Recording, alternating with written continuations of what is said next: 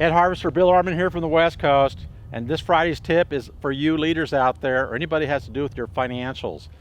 And this is what the tip is. We like to have a financial checkup, and we call it the mini budget, or we affectionately call it the smoke alarm.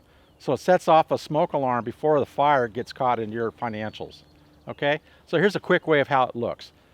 You take your overall revenue, you subtract your direct cost. Your direct cost is labor, plus your payroll taxes, plus your worker comp insurance, plus your materials. That's your cost of doing business.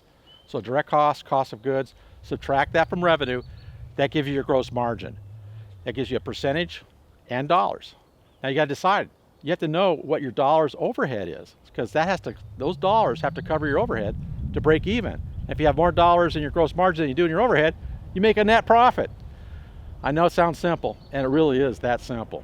So the mini budget looks at what you've already performed. This is your first quarter. Usually most of you out there are calendar year, fiscal year.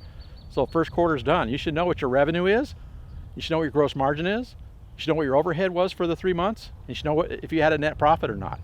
So now moving forward, you want to project your revenue, overall gross margin, and project what your overhead costs are to see if you're going to be making money or you're going to be losing money.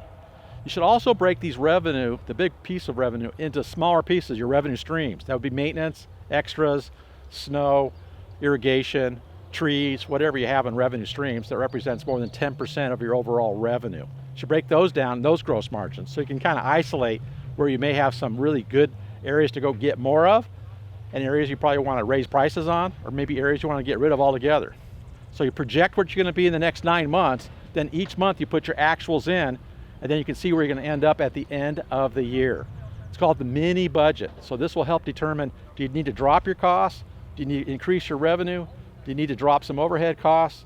This will help manage your financials. It's the smoke alarm. It's the mini budget, folks.